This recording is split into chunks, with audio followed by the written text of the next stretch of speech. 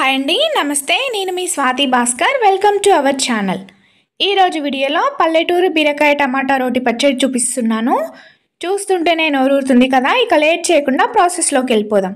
వీడియోని స్కిప్ చేయకుండా కంప్లీట్గా చూడండి. ఈ బీరకాయ టమాటా రోటి పచ్చడి కోసం కేజీ బీరకాయలు, 6 మీడియం సైజ్ టమాటాలు తీసుకున్నాను. బీరకాయలు మరీ లేతగా కాకుండా అలా అని ముదిరినవి తీసుకోకండి. లేతవి అయితే పచ్చడికి తీయగా ఉంటుంది, ముదిరినవి అయితే పీచు ఉంటుంది, రోట్లో మెదగదు, టేస్ట్ కూడా బాగోదు. మీడియంగా ఉండే బీరకాయలని తీసుకొని ఇలా చిన్న ముక్కలుగా కట్ చేసుకోవాలి. అలాగే మీడియం సైజ్ టమాటాలని కూడా చిన్న ముక్కలుగా కట్ చేసుకొని పక్కన పెట్టుకోవాలి. తర్వాత ఒక ప్యాన్లో 20 పచ్చిమిర్చి తొడుమలు తీసేసి వేసుకోవాలి. అదే ప్యాన్లో 1 టేబుల్ స్పూన్ ఆయిల్ ఫ్రై చేయడానికి వేసుకోవాలి.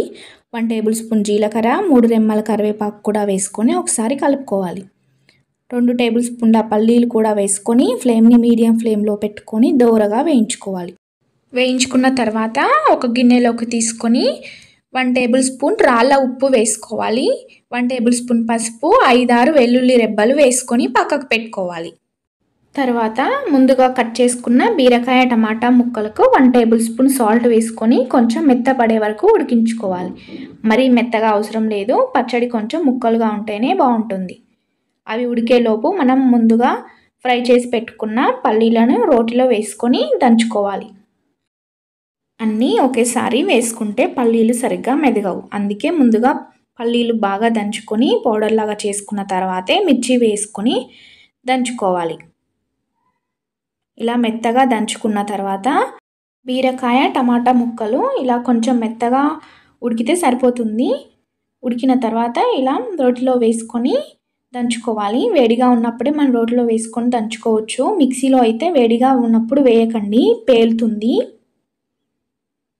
రోటిలో ఇలా వేసుకొని బాగా దంచుకోవాలి. ముక్కలు మరీ మెత్తగా ఉండేలాగా దంచుకోకండి. రోటి పచ్చడిలో ముక్కలు మనకి నోటికి తగిలితేనే ఆ టేస్ట్ అనేది తెలుస్తుంది. ఇలా మెల్లగా దంచుకోవాలి. ఒకసారి టేస్ట్ చేసి ఉప్పు సరిపోకపోతే మీరు మీ టేస్ట్ తగ్గట్టు వేసుకోవచ్చు. ఇలా కచ్చాపచ్చాగా దంచుకున్న తర్వాత ఒక గిన్నెలోకి తీసుకోవాలి.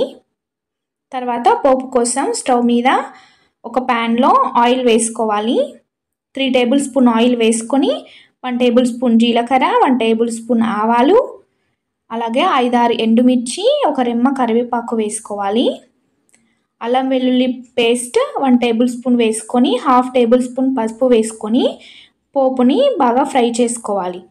మనం ముందుగా పచ్చడి చేసుకున్న దాంట్లో ఈ పోపు వేసుకుంటే చాలండి, చాలా టేస్టీగా ఉంటుంది. ఒకసారి ఇలా ట్రై చేసి ఎలా వచ్చిందో కామెంట్ చేయండి. వీడియో నచ్చినట్లయితే లైక్ చేయండి, మీ ఫ్యామిలీ అండ్ ఫ్రెండ్స్కి షేర్ చేయండి. ఛానల్ని సబ్స్క్రైబ్ చేయడం మాత్రం మర్చిపోకండి. Thanks for watching. ఇట్లా స్వాతి భాస్కర్.